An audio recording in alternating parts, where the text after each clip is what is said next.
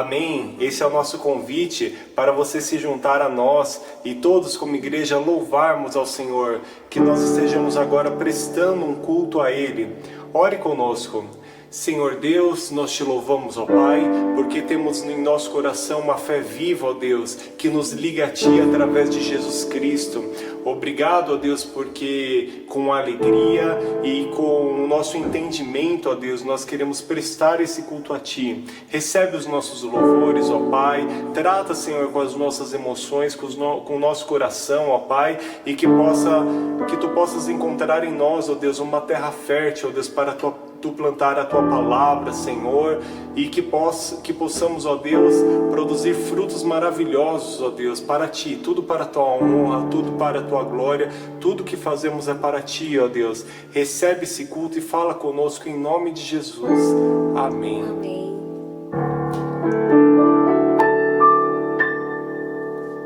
Irmãos, eu gostaria de ler com vocês 12 versículos que estão em Mateus 6. Eu já estou dizendo para a gente não ficar tão preocupado, né, com o tamanho da abertura do culto, mas eu vou começar lendo aqui, Mateus 6, estamos aí no meio do Sermão do Monte, e o primeiro subtítulo aqui que eu quero trazer está no versículo 1, subtítulo A Caridade. Versículo 1.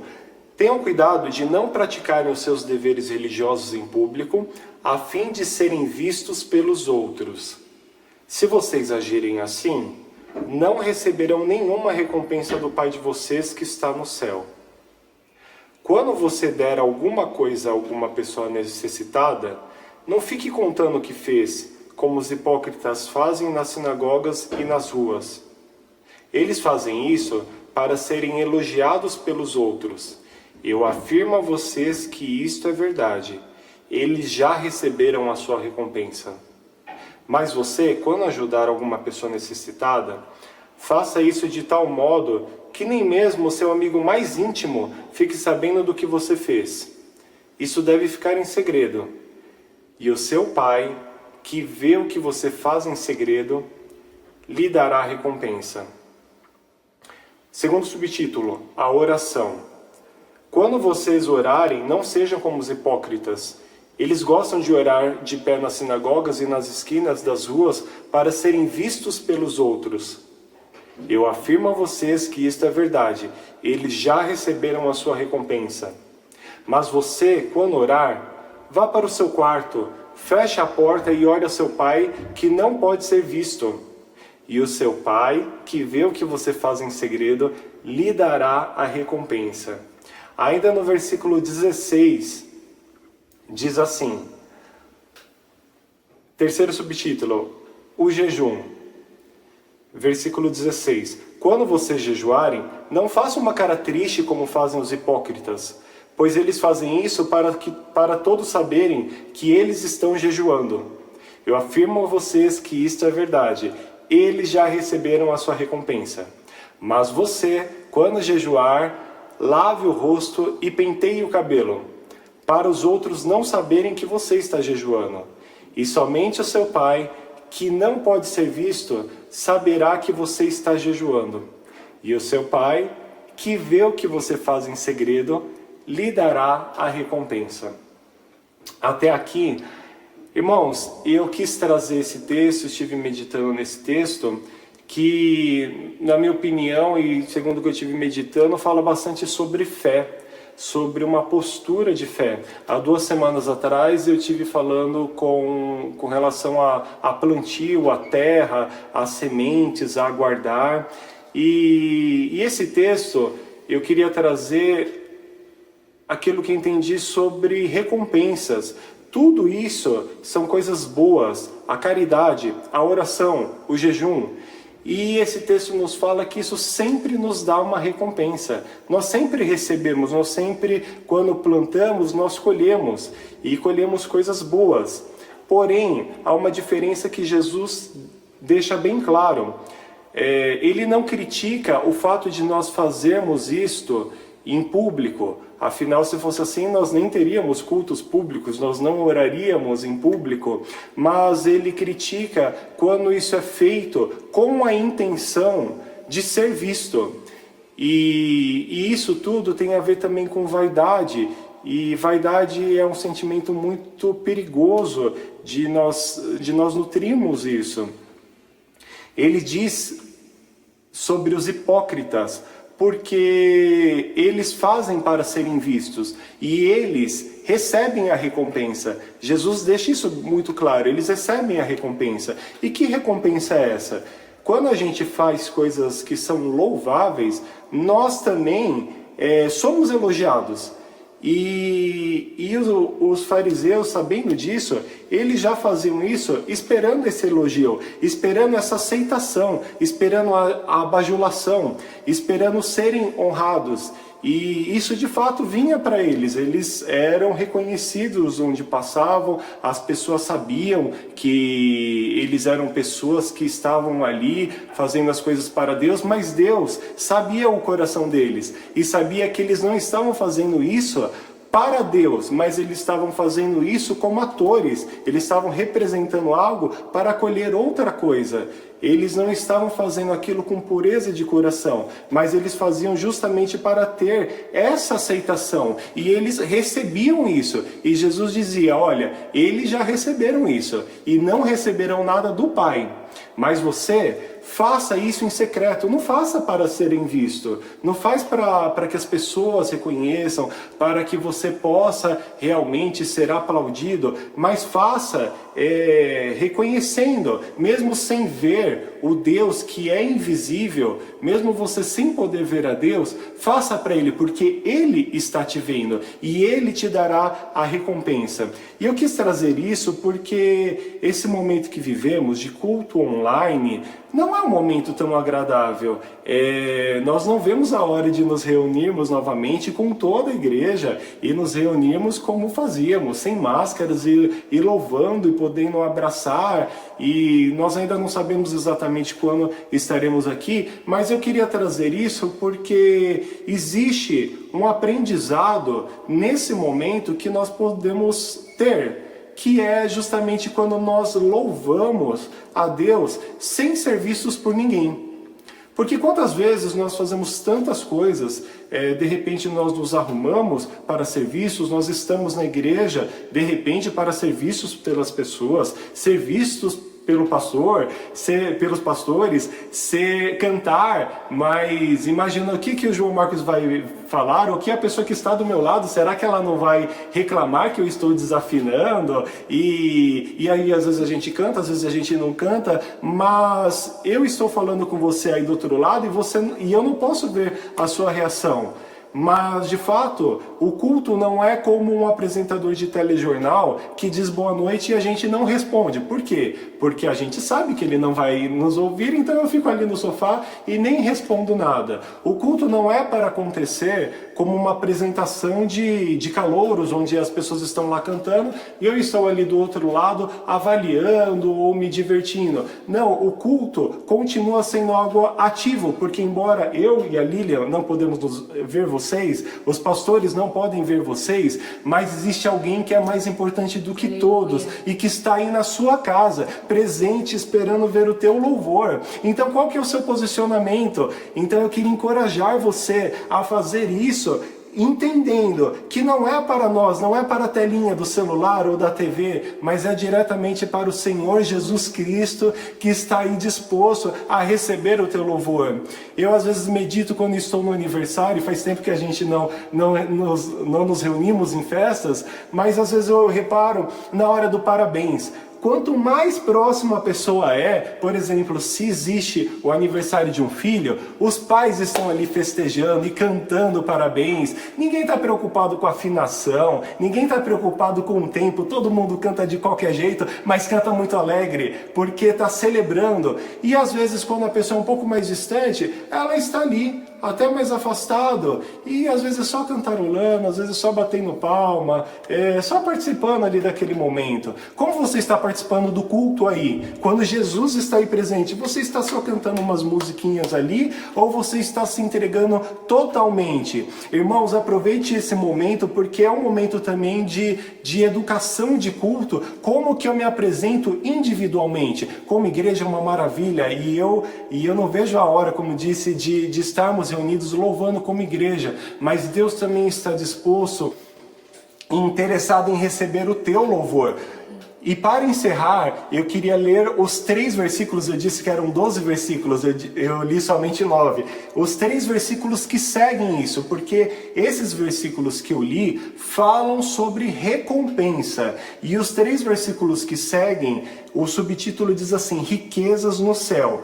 Versículo 19: não ajuntem riquezas aqui na terra, onde as traças e a ferrugem destroem, onde os ladrões arrombam e roubam. Pelo contrário, ajuntem riquezas no céu, onde as traças e a ferrugem não podem destruí-las, e os ladrões não podem arrombar e roubá-las. Pois onde estiverem as suas riquezas, aí estará o coração de vocês. Ou seja, quais as riquezas que nós temos adquirido, essas recompensas que foram dadas. Se as minhas recompensas todas estiverem baseadas na honra que eu recebo,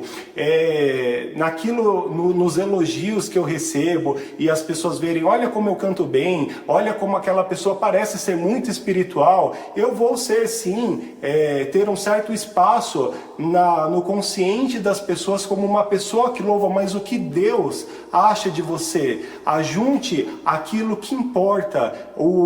O que importa é o que Deus pensa a seu respeito. Então ajunte riquezas lá. Quando você está louvando aqui nos nossos cultos online, quando você está louvando fora dos cultos online, no seu quarto, orando, adorando ao Senhor, o tempo todo Ele está aí, disposto a ser adorado, a receber o teu louvor. Mas ninguém está vendo. Maravilha, melhor ainda, meu galardão vai ser enorme, porque se eu fizer em público, vão ver, vão reconhecer positivamente, negativamente, em geral positivamente, porque estamos louvando. Mas Deus, quando você está fazendo de todo o coração, Ele sempre está recebendo, Ele sempre está ali pronto a te recompensar. Amém, irmãos? Então, agora sim,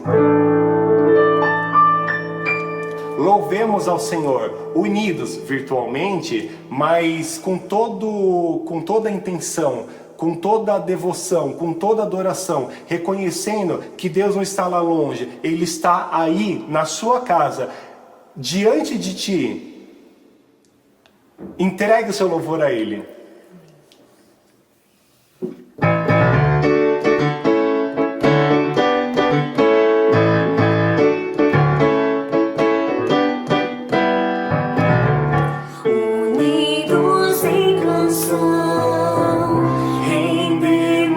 Gratidão por seu imenso amor, nos trouxe salvação.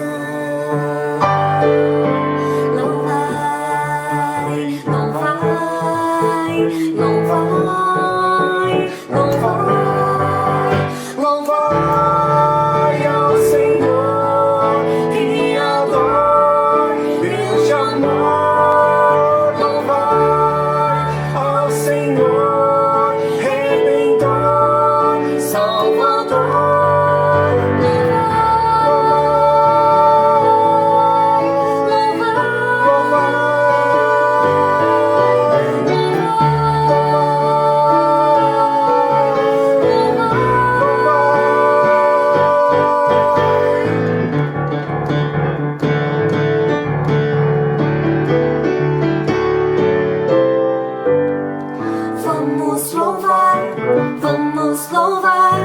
Vamos louvar o seu nome. Vamos louvar o seu nome. Vamos louvar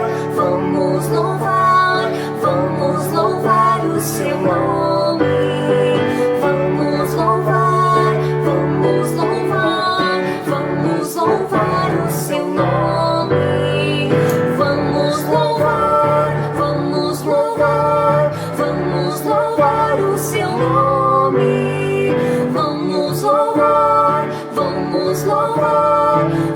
vamos louvar o seu nome.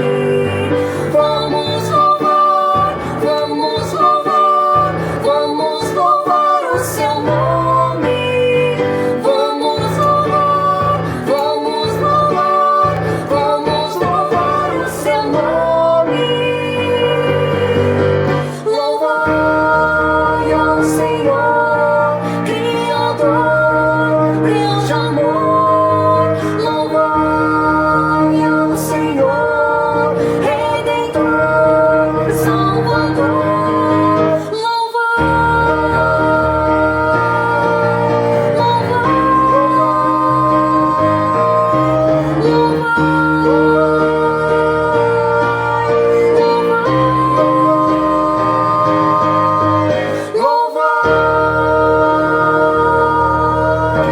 Aleluia! Louve ao Senhor, porque Ele está aí. Se fosse alguém muito importante, a gente iria ficar preocupado. Como que eu vou comparecer? Como que eu vou agir? Como que eu vou me portar? Eu não vou ficar encurvado, não. Eu vou ficar na postura, porque é alguém muito importante. Mas está aí alguém que é mais importante do que qualquer pessoa. Não existe ninguém maior do que Deus. O próprio Deus, na figura de Jesus Cristo, está aí, disposto a receber o teu louvor. Então entoe com toda a tua alegria, com toda a tua devoção, porque Ele é o seu Deus e merece ser adorado em todo o tempo. Nós cantamos louvai, louvai, louvai, louvai, e assim deve ser o tempo todo, em todo momento, quer eu veja, quer eu não veja, quer eu percebo o agir dele, quer eu não perceba nada, mas ele é digno, ele é merecedor, ele é o nosso Deus, digno de ser louvado em todo momento. É tão bom estarmos em conjunto na igreja louvando ao Senhor, e quando todos levantam as mãos, nós levantamos, quando todos glorificam, nós glorificamos, e muitas vezes somos levados no embalo em adorar ao Senhor em conjunto, mas tantas vezes, e na maioria das vezes, nós nos encontramos sozinhos. E é nesse momento, muitas vezes, que nós devemos nos posicionar diante de Deus, em reconhecer que está tudo quieto, mas ninguém está louvando, as pessoas estão fazendo às vezes coisas tão diferentes, mas a minha postura vai ser adorá-lo. Mas eu não estou ouvindo sua voz, está tudo silencioso, mas ainda assim eu vou adorá-lo. Eu reconheço sim que Ele é real, eu reconheço sim que eu sou aceito através de Jesus, eu reconheço sim que Ele está aí ouvindo o meu louvor. Senhor, eu te quero cada vez mais.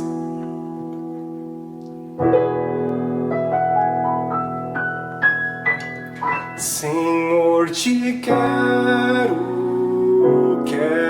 ouvir tua voz. Senhor, te quero mais. Quero tocar-te, tua voz eu quero ver. Senhor, te quero mais.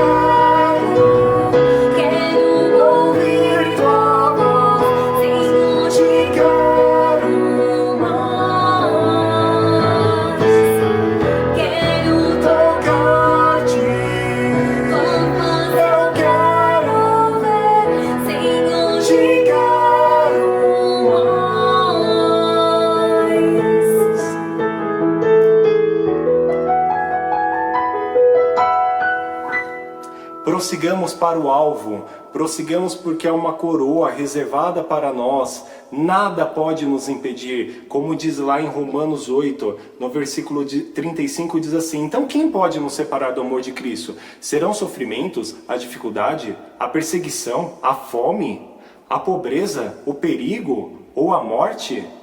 E aí no 38 diz: pois eu tenho certeza de que nada pode nos separar do amor de Deus, nem a morte, nem a vida, nem os anjos, nem outras autoridades ou poderes celestiais, nem o presente, nem o futuro, nem o mundo lá de cima, nem o mundo lá de baixo. Em todo o universo não há nada que possa nos separar do amor de Deus, que é nosso, por meio de Cristo Jesus, o nosso Senhor. Ele é o nosso Senhor, Ele é o nosso Deus, o Deus Todo-Poderoso, o Deus que criou todas as coisas. Não há ninguém como o nosso Deus. E Ele, o nosso Deus, está aí recebendo o nosso louvor e certamente fará grandes coisas que durarão por toda a eternidade, e grandes coisas desde já nos dias de hoje, aí na sua vida, aí na sua casa. Ele fará grandes coisas na sua igreja, que reconhece que Ele é o único Senhor e que em adoração vive uma vida buscando louvá-lo, buscando conhecer, buscando se alimentar da palavra. Ele fará grandes coisas nas nossas vidas. Amém.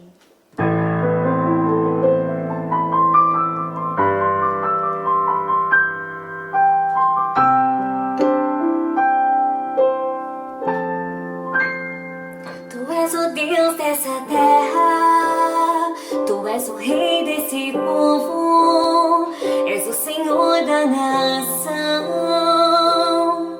Tu és a luz desse mundo, esperança para os perdidos. Tu és a paz para os cansados. Tu és. Ninguém é como o nosso Deus. Ninguém é como o nosso Deus.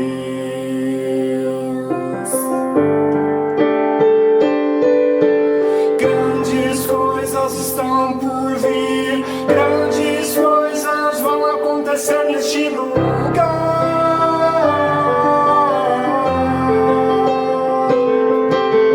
Grandes coisas estão por vir, grandes coisas vão acontecer neste lugar.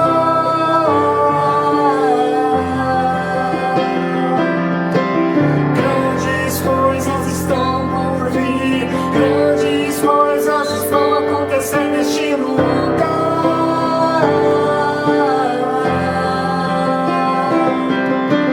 Grandes coisas estão por vir, grandes coisas vão acontecer aqui. Tu és o Deus dessa terra, Tu és o Rei desse povo, és o Senhor da nação. Tu és a luz desse mundo, esperança para os perdidos. Tu és a paz para os cansados. Tu és.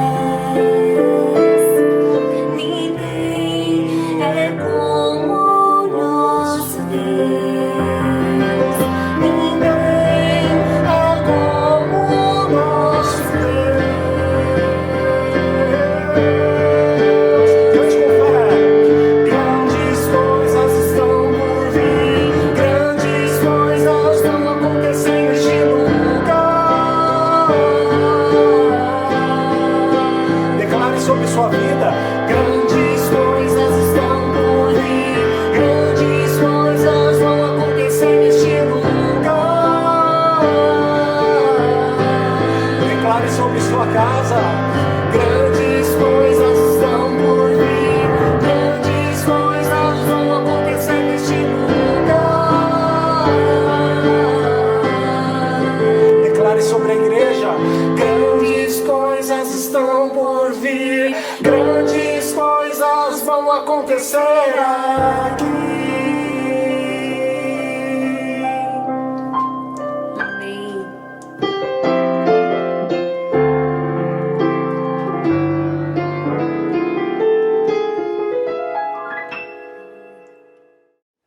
Esta paz que eu sinto em minha alma não é porque tudo me vai bem. Esta paz que eu sinto em minha alma é porque eu amo ao meu Senhor. Não olho circunstâncias, olho seu amor. Seu grande amor. Não me guio por vista, alegre estou. Não olho as circunstâncias, olho seu amor. Seu grande amor. Não me guio por vista, alegre estou. Alegria que eu sinto em minha alma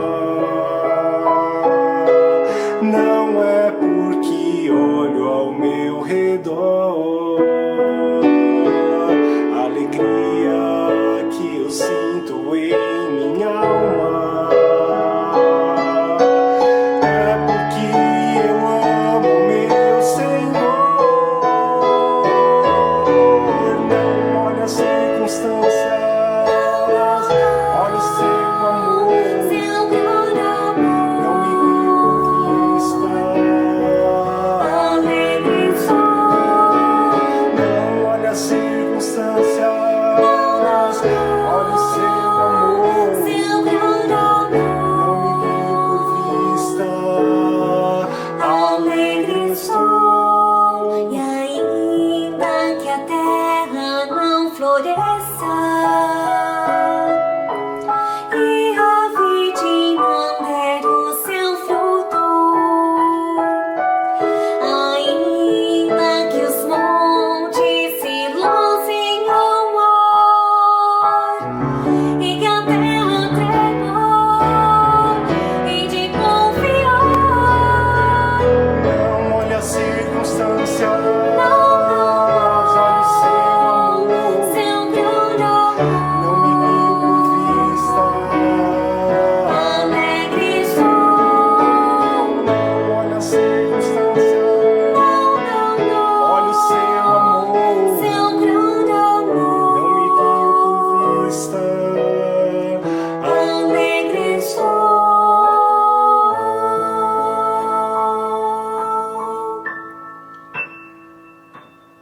receba a paz do nosso Senhor Jesus, que vem não por conta da circunstância que você está vivendo, mas por meditar no seu grande amor. Amém. E essa paz, né, que o João mencionou, que nós acabamos de cantar, é uma paz que só o nosso Deus pode dar. E nós encontramos essa paz através da oração. Quando nos derramamos diante do Senhor, Ele aquieta o nosso coração. E é sobre uma oração que eu gostaria de ler agora para os irmãos, que se encontra em 2 Reis, no capítulo 19, onde o subtítulo diz: Ezequias ora na casa do Senhor.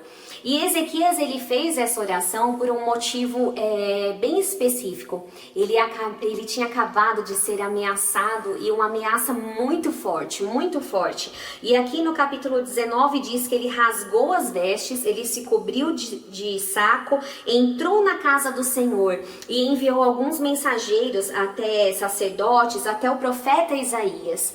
E ali no versículo 19, no capítulo 19, no versículo 14, diz assim: Recebendo, pois, Ezequias as cartas das mãos dos mensageiros e lendo-as, subiu à casa do Senhor. E Ezequias se estendeu perante o Senhor, e orou Ezequias perante o Senhor e disse: Ó Senhor Deus de Israel, que habitas entre os querubins, tu mesmo, só tu és Deus de todos os reinos da terra. Tu fizeste os céus e a terra. Inclina, Senhor, o teu ouvido e ouve. Abre, Senhor, os teus olhos e olha, e ouve as palavras de Senaqueribe, que enviou a este para afrontar o Deus vivo. Verdade é, ó Senhor, que os reis da Assíria assolaram as nações e as suas terras, e lançaram os seus deuses no fogo, porquanto não eram deuses, mas obras de mão de homens, madeira e pedra, por isso os destruíram. Agora, pois, ó Senhor nosso Deus, te suplico, livra-nos da sua mão, e assim saberão todos os reinos da terra, que só tu és o Senhor Deus.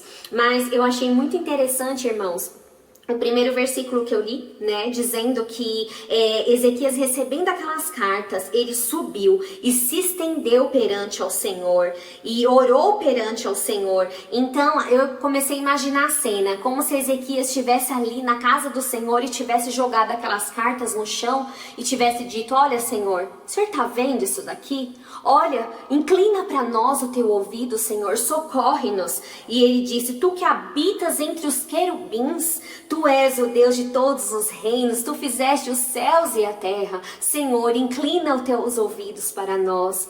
E a parte linda desse texto, o subtítulo, pelo menos na minha Bíblia, está dizendo assim: Isaías conforta Ezequias. Então, Isaías, no versículo 20, filho de Amós, mandou dizer a Ezequias: assim diz o Senhor Deus de Israel, o que me pediste acerca de Senaqueribe, rei da Assíria, eu ouvi. Toda vez que nos lançamos perante o Senhor, sabe, numa postura de entrega, eu imaginei a cena, ele jogando todas aquelas cartas assim, falando: olha, Senhor, olha isso daqui, olha com grande ameaça, o que esse rei está querendo fazer conosco. E o Senhor, ele manda a resposta, que acho que a resposta é o sonho de todo mundo, né? Que o Senhor nos fala: olha, eu estou te ouvindo. E é assim que acontece, irmãos, todas as vezes que estamos diante dele, o Senhor, ele nos ouve. Apresente ao Senhor as suas causas, apresente ao Senhor os seus temores, o que o inimigo ele tem lançado no teu rosto para te afrontar. Coloca diante dele, se há papéis, se são coisas que você tem na justiça, coloque: ó Senhor, está aqui, ó, o Senhor está vendo o que está acontecendo. Senhor, responde-me, inclina os teus ouvidos, as tuas mãos para mim, porque os deuses do mundo são de barro, são de madeira, mas tu és o Deus vivo, o Deus real. E aí, neste mesmo capítulo, no versículo 32, diz assim, 31... porque de Jerusalém sairá o restante e do monte Sião que escapou. O zelo do Senhor dos exércitos fará isto. Portanto, assim diz o Senhor acerca do rei da Síria: não entrará nesta cidade, nem lançará nela flecha alguma, tampouco virá perante ela com escudo, nem levantará contra ela trincheira alguma. Pelo caminho por onde vier, por ele voltará. Porém nesta cidade não entrará, diz o Senhor, porque eu ampararei a esta cidade para a livrar, por amor de mim e por amor do meu servo Davi. Você faz parte desta herança, você está incluído neste amor, nesta aliança eterna que o Senhor fez com o povo dele. Você é o Israel de Deus, você é o povo de Deus, e por amor a você, o Senhor quem julga as suas causas, por amor a esta aliança tão linda que nós assumimos, que nós somos participantes, o Senhor Jesus, ele peleja as suas guerras, e ele diz: eu estou te ouvindo. Assim como ele ouviu a Ezequias, ele ouviu aquela oração sincera, daquele coração desesperado, o Senhor, ele diz: eu te ouço, eu estou te ouvindo, e de certo eu lhe levantarei e te darei a vitória, eu serei contigo. O hino que nós vamos cantar agora, ele diz assim: eu me rendo aos teus pés, és tudo que eu preciso para viver, eis-me aqui, Senhor. Se renda ao Senhor, assim como Ezequias fez, espalhou toda, eu me imaginei a cena, né? Ele espalhando tudo aquilo diante do Senhor e rasgando o coração agora na presença dele. E o Senhor, ele veio e disse: eu ouvi. E o Senhor, ele está ouvindo. Pode clamar, porque ele ouve.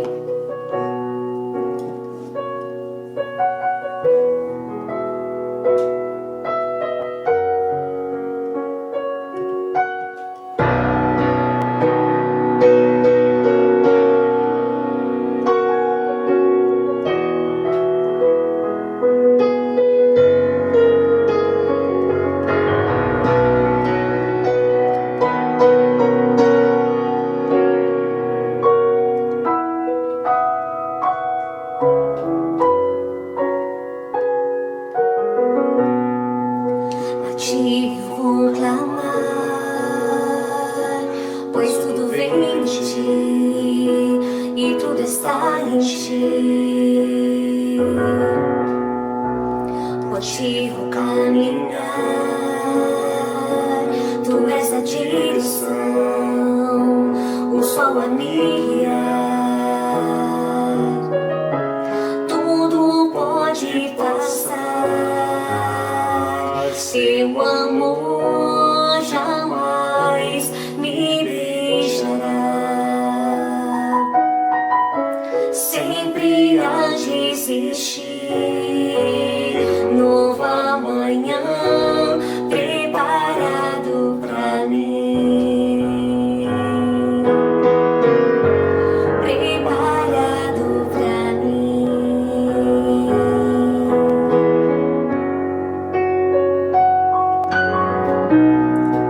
A ti eu vou clamar,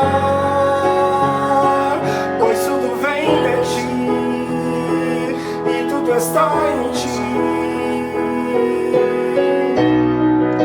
Por ti vou caminhar, tu és a direção, o sol a me guiar. Tudo pode passar, Seu amor jamais me deixará. Sempre há de existir novo amanhã preparado pra mim, creia nisso. preparado pra mim, Preparado para você, preparado para sua casa, preparado para sua igreja.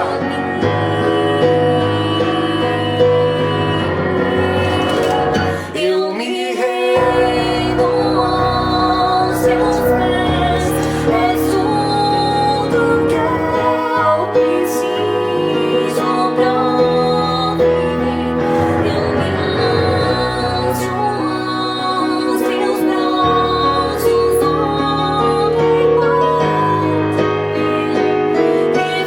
refúgio. Eu me rendo aos teus pés, és tudo que eu preciso pra viver. Eu me lanço aos teus braços, onde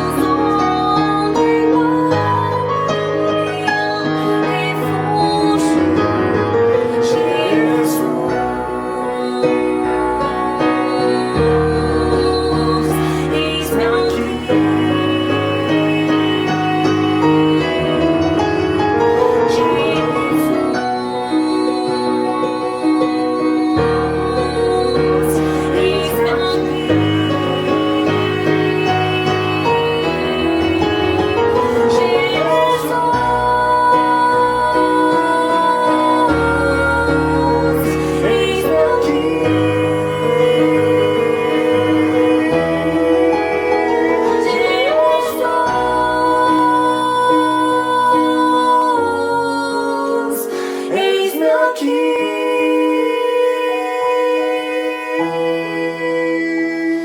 Eu me rendo aos teus pés, és tudo que eu preciso pra viver.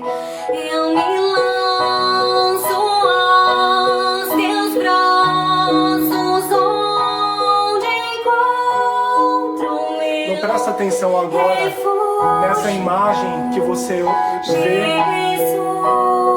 mas presta atenção que Deus está aí disposto a receber o teu louvor e se declara para Ele.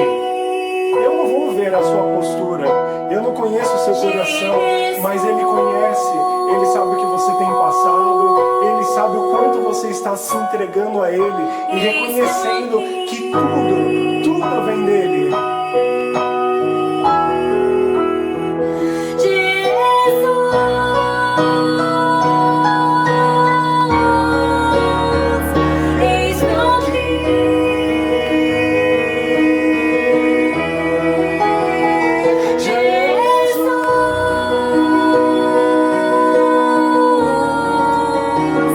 Eis-me aqui.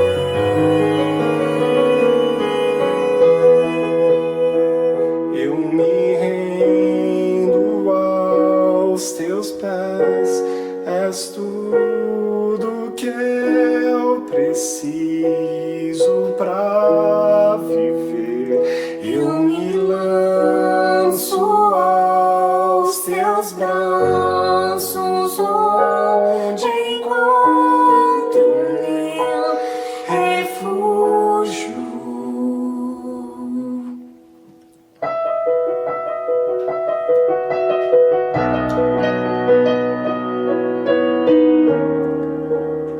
Tal como uma criança pequena, brincando, se joga e confia totalmente no pai, na mãe, naquela pessoa que a ama e que a segura e que a protege e que a refugia. Se entregue, se jogue. Perceba que Deus está aí sim.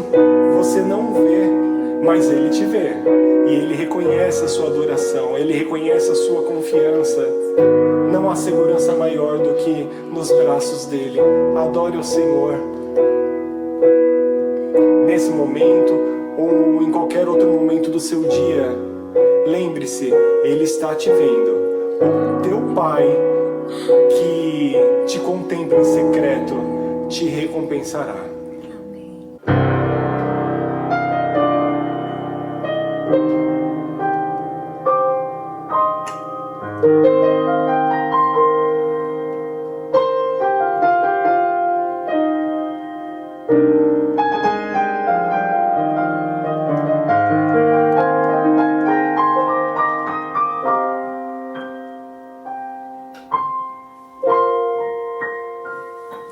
Ainda que meus olhos não te vejam, posso te sentir.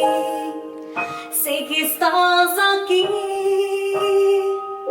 As minhas mãos não poderão tocar teu rosto, Senhor. Sei que estás aqui. Meu coração pode sentir tua presença. Estás aqui, estás aqui. Posso sentir tua grandeza. Estás aqui, estás aqui. Meu coração pode olhar tua beleza. Estás aqui, estás aqui. Posso sentir teu grande amor. Estás aqui, estás aqui. Ainda que meus olhos não te vejam, posso te sentir. Sei que estás aqui. As minhas mãos não poderão tocar teu rosto, Senhor. Sei que estás aqui. Meu coração pode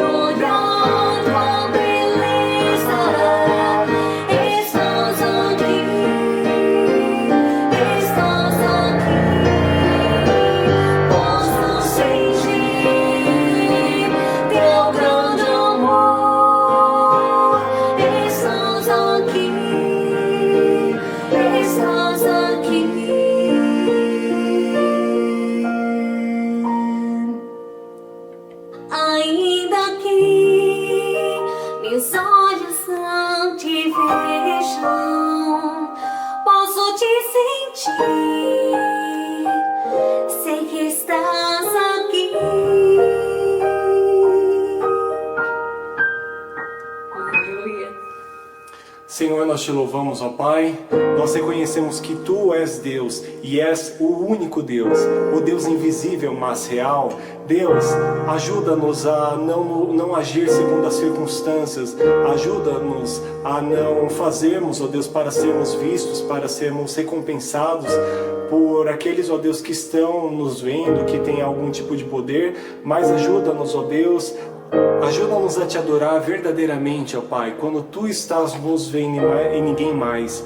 Ajuda-nos, ó Pai, a termos a fé firme em Ti e a Te reconhecer a Tua presença, a Tua grandeza, ver a Tua beleza, sentir o Teu grande amor, pois o Teu amor realmente é grande, é enorme, é maravilhoso e é a causa de nos sermos consumidos, e nada poderá nos separar de Ti, nada poderá nos separar desse amor, porquanto temos a fé firme em Cristo Jesus. Pai, esteja nos ajudando a prosseguir até chegarmos ao alvo, até recebermos a Tua coroa, Pai. Fortalece-nos dia após dia, em nome de Jesus. Amém. Amém.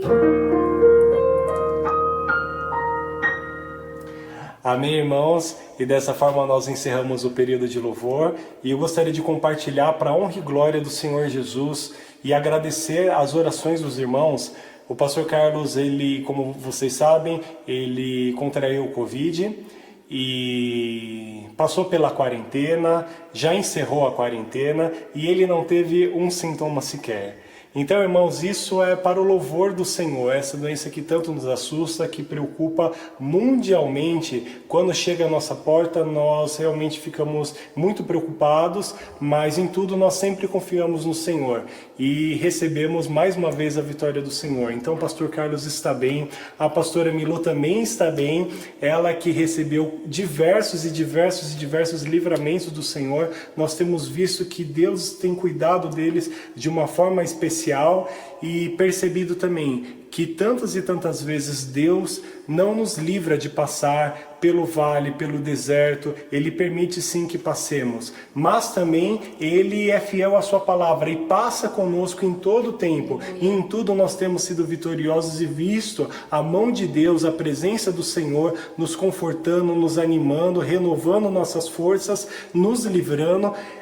E podemos afirmar mais uma vez, nele nós estamos completamente seguros. Vale a pena, sempre vale a pena investir no reino, confiar em Deus. O mesmo Deus é o seu Deus que está aí cuidando de você. Então continue louvando a Deus, continue agradecendo. Certamente, assim como esses, tem vários outros testemunhos que nós iremos ouvir no momento oportuno, mas eu queria compartilhar com vocês, e assim como nós estamos muito felizes, gostaria que também a igreja ficasse feliz e louvasse a Deus junto conosco. Então nós encerramos esse momento, celebrando ao Senhor, e agora iremos ouvir a palavra e ser alimentados por ela. Que Deus abençoe, irmãos.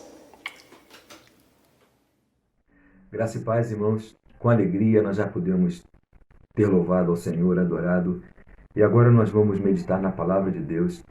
E hoje nós vamos meditar sobre o tema A Escola de Deus no Deserto. E o texto está baseado em Números capítulo 9, dos versos 15 ao 23, que diz assim: E no dia de levantar o tabernáculo, a nuvem cobriu o tabernáculo sobre a tenda do testemunho, e à tarde estava sobre o tabernáculo como uma aparência de fogo, até a manhã. Assim era de contínuo, a nuvem o cobria, e de noite havia aparência de fogo. Mas sempre que a nuvem se alçava sobre a tenda, os filhos de Israel, após ela, partiam. E no lugar onde a nuvem parava, ali os filhos de Israel assentavam o arraial. Segundo o dito do Senhor, os filhos de Israel partiam, e segundo o dito do Senhor, assentavam o arraial. Todos os dias em que a nuvem parava sobre o tabernáculo, assentavam o arraial. E quando a nuvem se detinha muitos dias sobre o tabernáculo, então os filhos de Israel tinham cuidado da guarda do Senhor, e não partiam. E era que, quando a nuvem em poucos dias estava sobre o tabernáculo, segundo o dito do Senhor se alojavam, e segundo o dito do Senhor partiam. Porém era que, quando a nuvem, desde a tarde até a manhã, ficava ali, e a nuvem se alçava pela manhã, então partiam, quer de dia, quer de noite, alçando-se a nuvem, partiam. ou quando a nuvem sobre o tabernáculo se detinha 2 dias, ou 1 mês, ou 1 ano, ficando sobre ele, então os filhos de Israel se alojavam e não partiam, e alçando-se ela, partiam. Segundo o dito do Senhor se alojavam, e segundo o dito do Senhor partiam. Da guarda do Senhor tinham cuidado, segundo o dito do Senhor, pela mão de Moisés. Então, o tema dessa noite é a escola de Deus no deserto. O texto que nós lemos, ele retrata um pouco da história do povo de Israel durante a sua peregrinação no deserto. Ele retrata os momentos em que Israel, depois de haver saído do Egito, ficou durante um período de aproximadamente 1 ano e 1 mês ali no Monte Sinai, onde, através da mão de Moisés, Deus concedeu a lei, onde receberam mandamentos, onde iniciaram a prática de culto, de sacrifícios, onde começaram na caminhada com Deus a experiência prática, a experiência de praticar culto, a experiência de apresentar sacrifícios, a experiência de servir a Deus. E é importante a história do povo de Israel nesse período, como também em muitos outros períodos, porque, em semelhança a Israel, nós também fomos chamados por Deus para caminhar junto com Ele. Nós também recebemos mandamentos, ensinamentos e práticas como culto, como ofertas, como apresentação de obediência à sua vontade e, do mesmo modo como o povo de Israel, temos de aprender a praticar tudo isso, aprender a servir a Deus. Israel foi chamado e desafiado a servir a Deus de modo agradável a Ele. A igreja também foi chamada e desafiada a servir a Deus de modo agradável a Ele. E nessa caminhada, Deus não somente se propôs a oferecer cuidados, proteção e bênçãos na vida do seu povo, mas Ele também se propôs a não somente dar mandamentos e cobrar aquilo que é tão difícil para o ser humano, cumprir a vontade de Deus. Ele também se dispôs a capacitar o seu povo de modo a que aprendessem a servir a Deus com qualidade. E por isso é que nós podemos ver com clareza que a experiência do deserto é uma experiência na vida do povo de Israel onde Deus se apresentou como sendo o mestre e o povo os seus alunos. Em experiência semelhante, nós temos a igreja, nós somos os alunos, o Senhor é o nosso mestre e Deus, em semelhança a nós, em semelhança a eles, se dispôs a ensinar, a tratar, a ensinar para que pudéssemos aprender, como eles, a servir a Deus. Para Deus não há local inapropriado. Para os seres humanos, talvez, haja esse pensamento de que o deserto é um lugar inapropriado para se transformar numa escola. E talvez, na vida cristã também, em tantas ocasiões, as pessoas, os cristãos, podem pensar que não é hora de aprender, não é hora de ser tratado, não é hora de Deus fazer algo em nossas vidas com o propósito de ensinar. Mas para Deus não existe hora, não existe lugar inapropriado. Durante toda a caminhada cristã é tempo de aprender.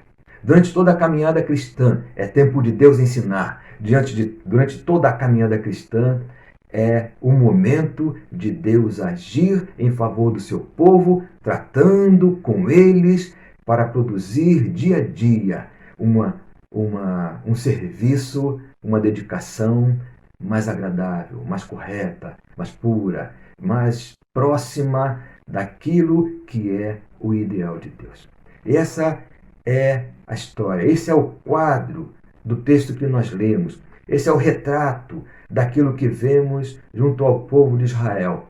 porque Deus transformou a caminhada cristã, como Deus também havia transformado a caminhada do povo de Israel como uma escola de fé, uma escola de aprendizado das coisas que os céus necessitam aprender para bem servir a Deus. No texto, o texto que nós lemos, ele retrata esse momento em que a nuvem ainda pairava sobre o Monte Sinai. Enquanto o tabernáculo estava sendo construído, a nuvem estava lá. Quando o tabernáculo terminou de ser construído e foi consagrado, a nuvem veio e pôs-se sobre o tabernáculo. E a nuvem, ela tinha um lugar muito especial na ação de Deus sobre o povo de Israel. Durante 1 ano e 1 mês aproximadamente, eles estiveram ali no monte. E durante esse 1 ano e 1 mês, eles puderam ver essa ação de Deus tão próxima, tão perto que era a nuvem. Se Deus era servido através da fé, se Deus era cultuado através da fé, se Deus era buscado através da fé, ele havia providenciado algo físico, algo tão presente, tão perto do seu povo, que era a nuvem.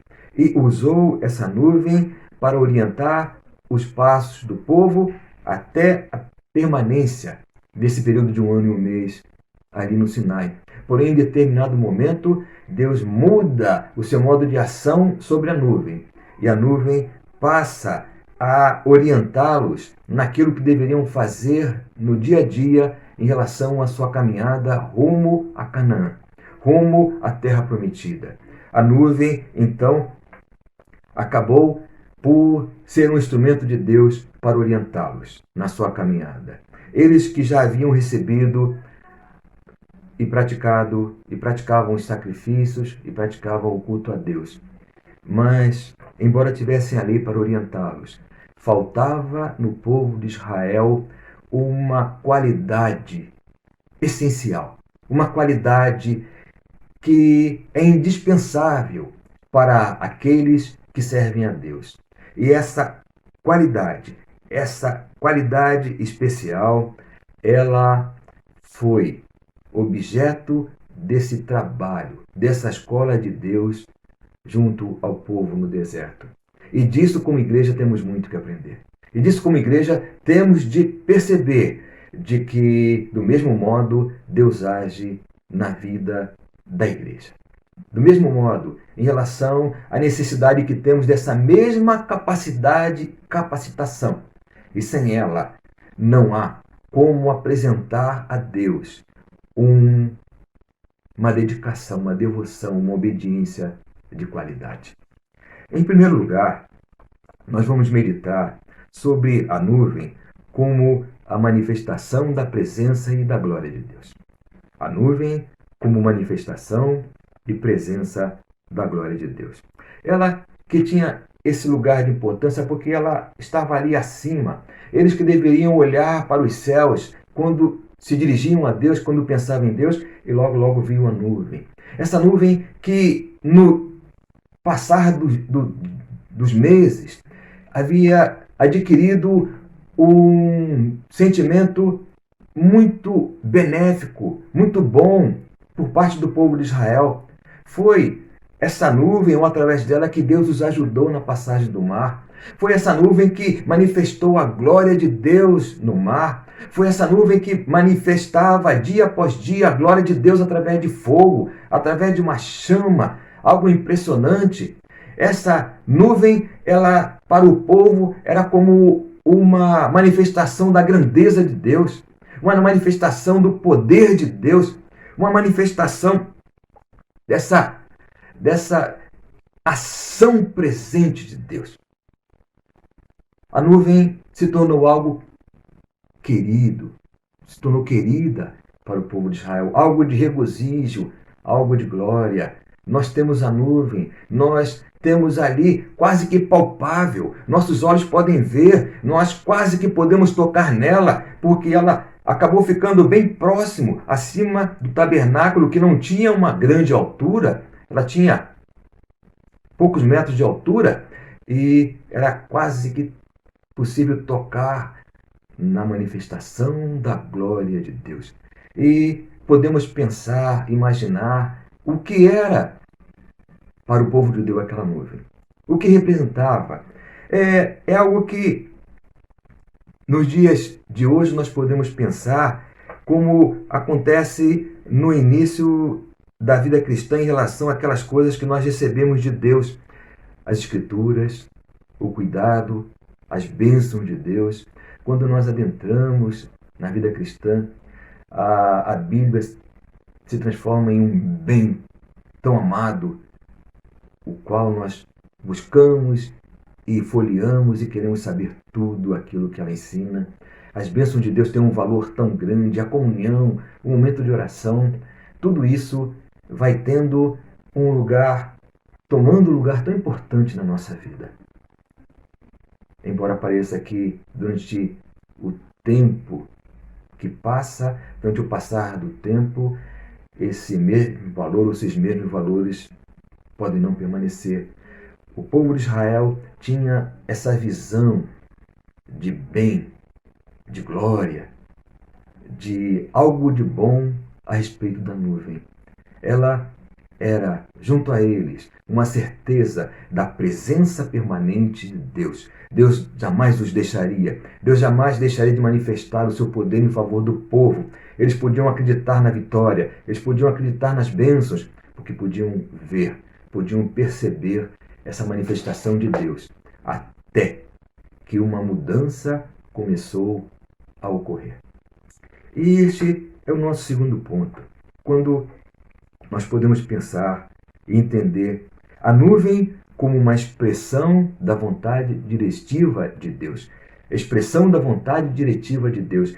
Deus, através da nuvem, passou a demonstrar, passou a esclarecer, passou a deixar claro, sem sombra de dúvida alguma, qual era a sua vontade em relação ao povo, no sentido de caminhada, de peregrinação no deserto. Quando deveriam acampar, por quanto tempo deveriam acampar, quando deveriam levantar acampamento e por quanto tempo deveriam caminhar, até que através da nuvem Deus lhes dissesse que era hora de parar. A nuvem se alojava sobre o tabernáculo, ela parava. O povo tinha a obrigação de parar. A nuvem se levantava de sobre o tabernáculo, eles tinham a ordem de Deus de levantar acampamento e seguir. E quando nós pensamos nisso, nós vemos que Deus fez uso da mesma nuvem para mostrar a sua vontade para com o povo. Muitas vezes, essa nuvem permanecia por um mês sobre o tabernáculo. Lá no Monte Sinai, ela permaneceu parada durante 1 ano e 1 mês. Mas, algumas outras ocasiões, ela permaneceu por 1 semana. Outras ocasiões, ela permaneceu por 1 dia.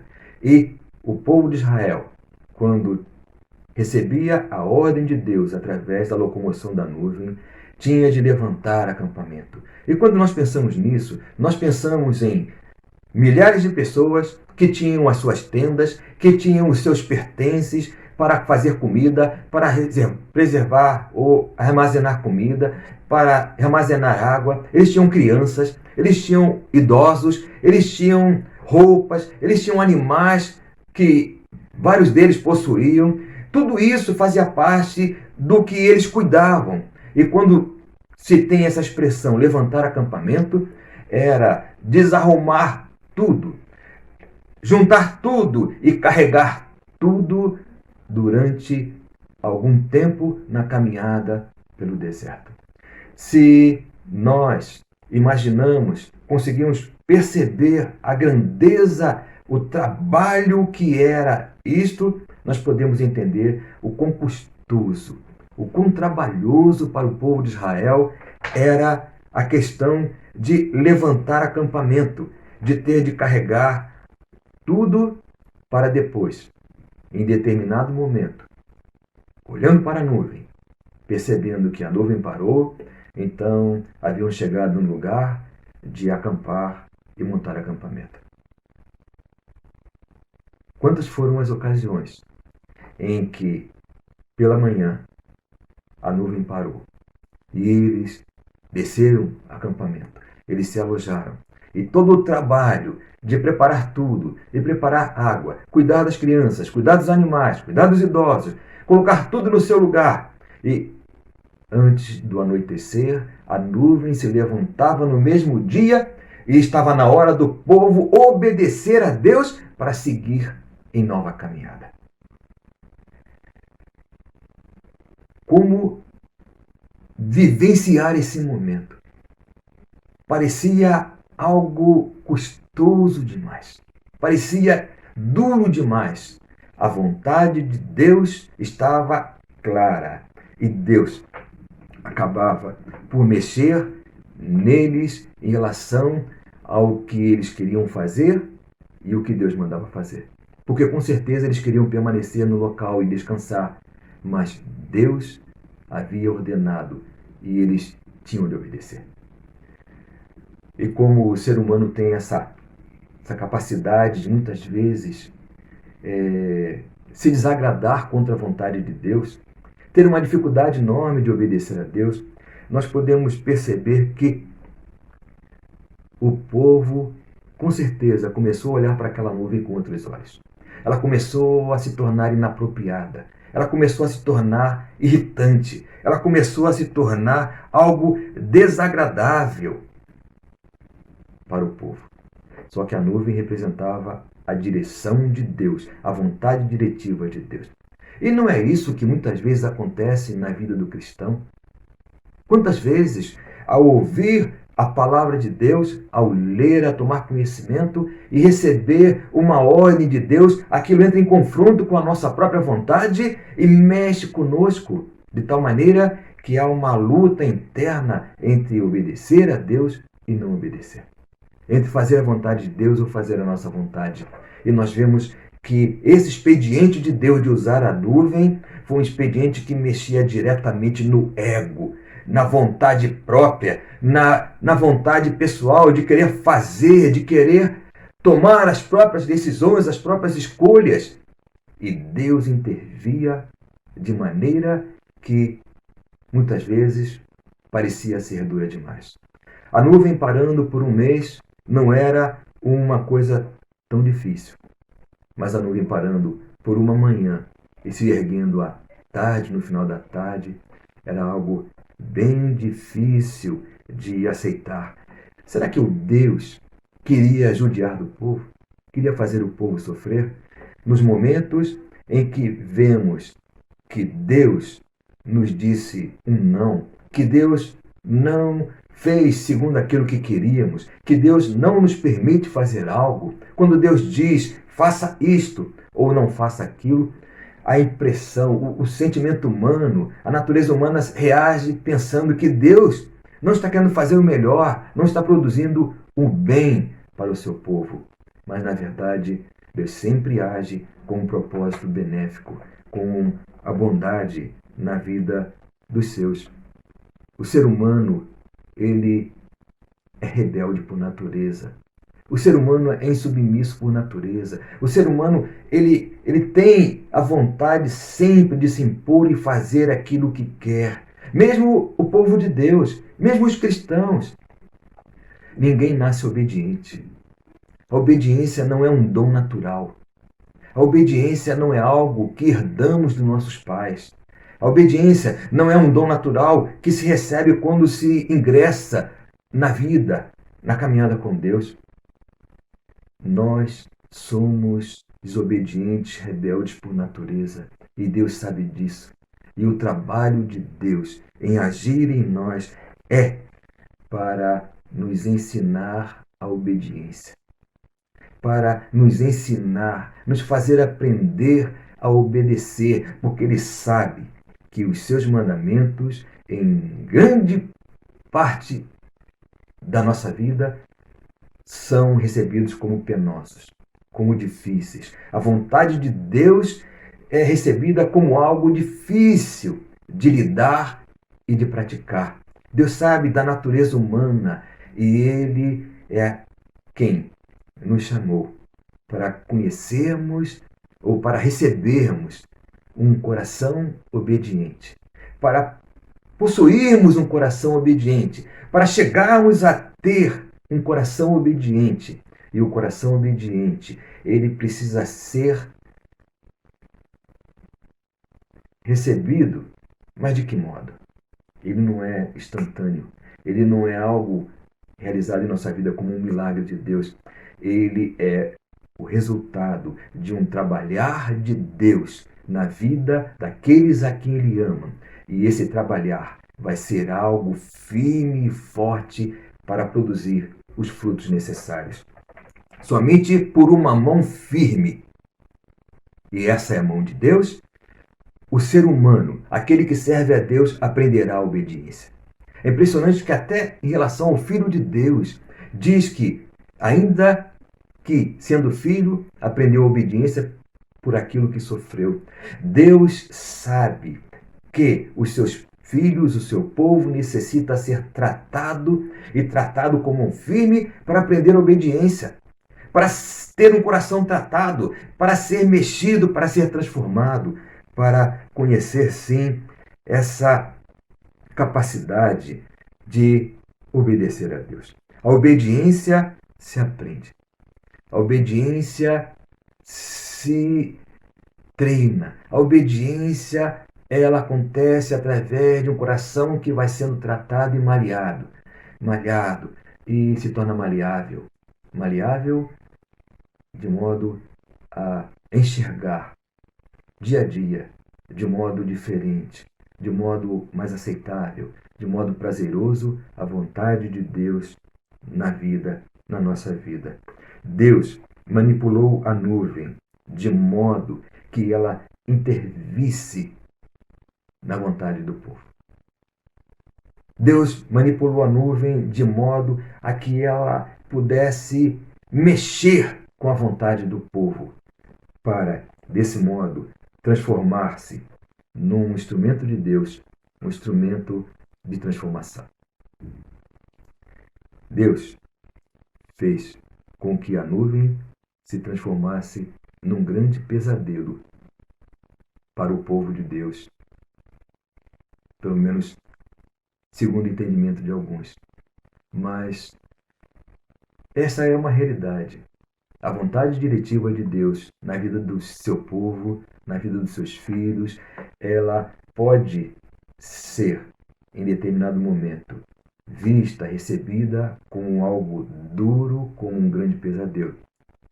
Ou ela passa a ser vista como algo bom, perfeito e agradável. Isso é um aprendizado. E depende de um tratamento de Deus. Depende de um tratamento de Deus. Em terceiro lugar, a escola de Deus no deserto. Deus se dispôs a tratar o seu povo de modo a produzir neles a obediência. Deus escolheu o caminho da obediência para o seu povo. E se Deus requer obediência, Ele, percebendo essa área de dificuldade, grande dificuldade, se dispôs a tratar. Por isso, através da nuvem, Ele interferiu. De dia, o deserto fazia um calor escaldante de mais de 50 graus. À noite, o deserto fazia um frio de menos 4 graus aproximadamente.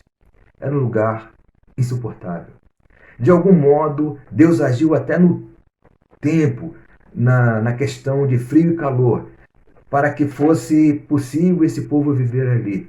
Mas podemos imaginar a dificuldade de convivência desse povo com o ambiente em que viviam e na obrigação de obedecer à vontade de Deus.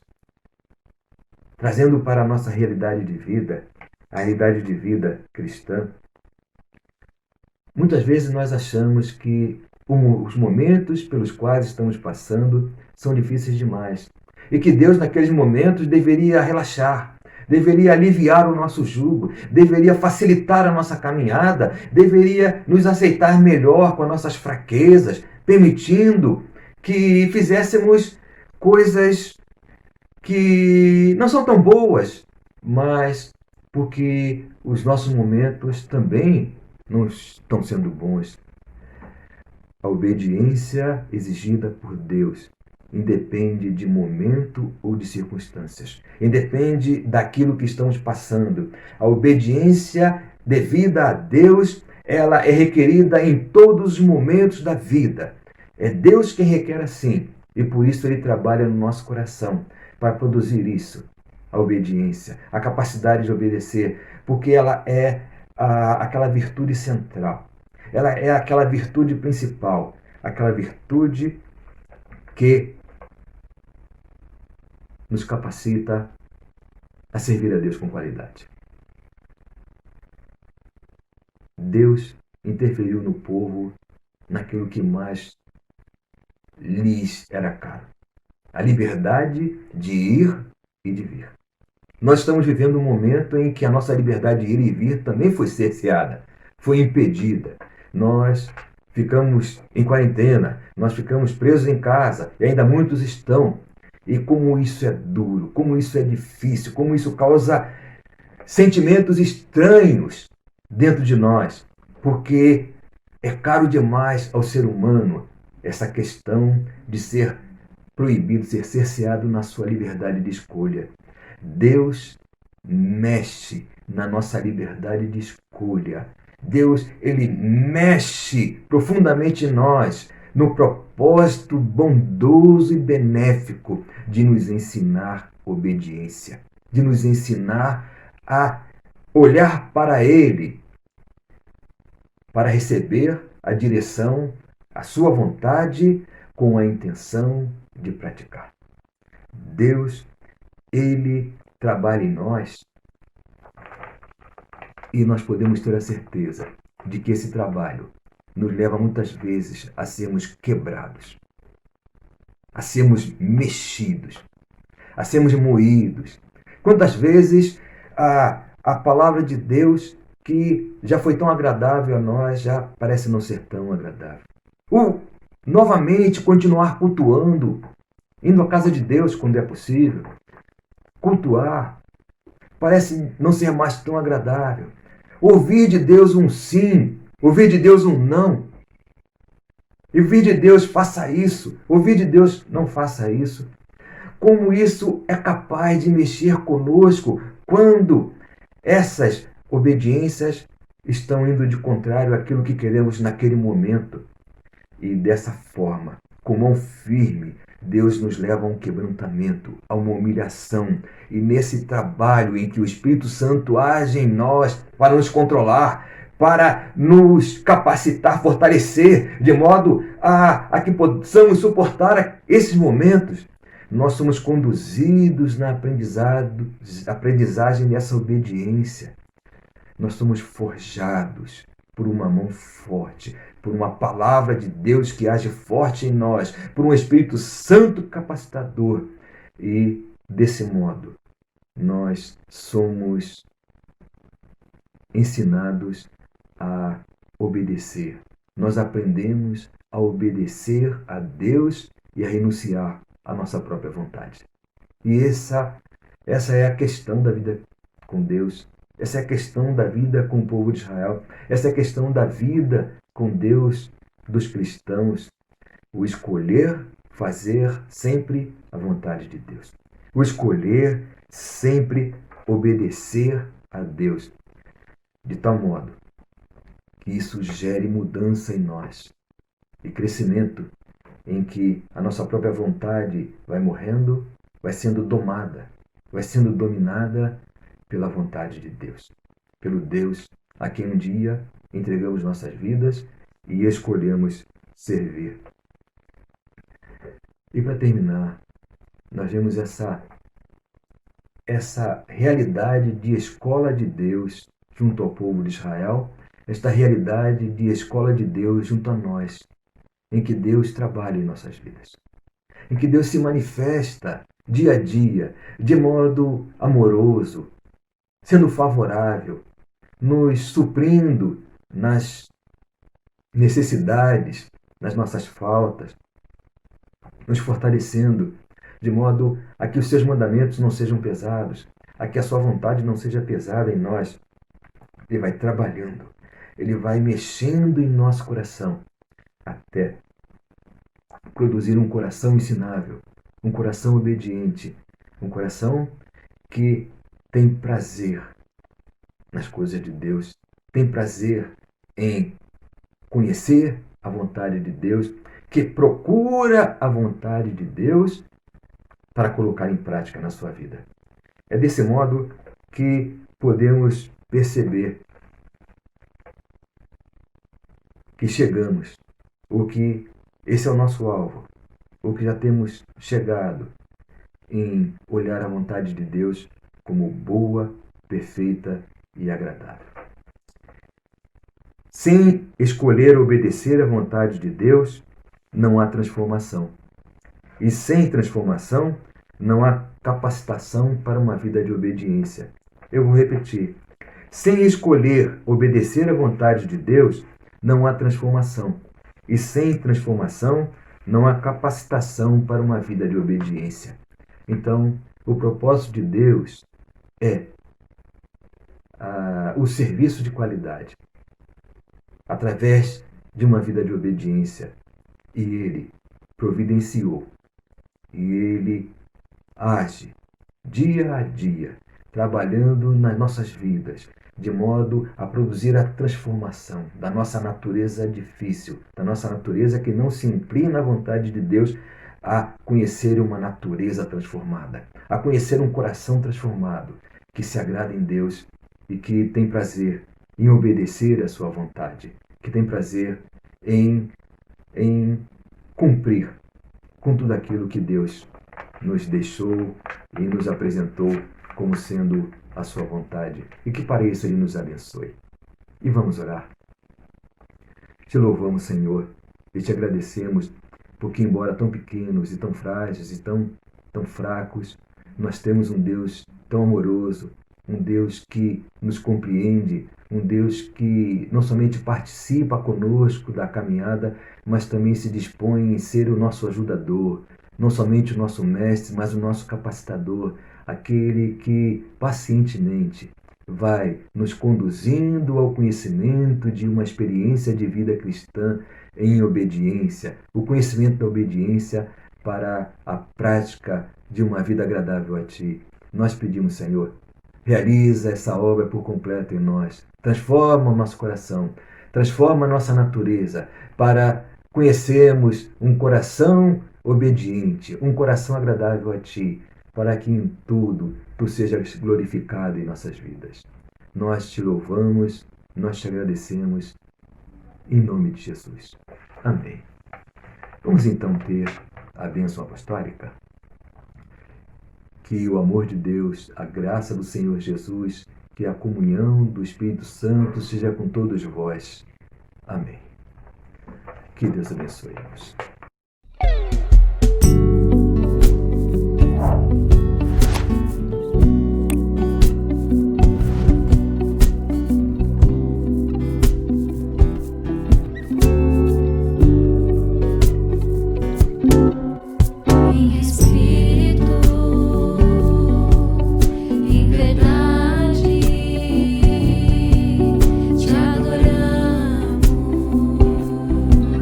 Te adoramos.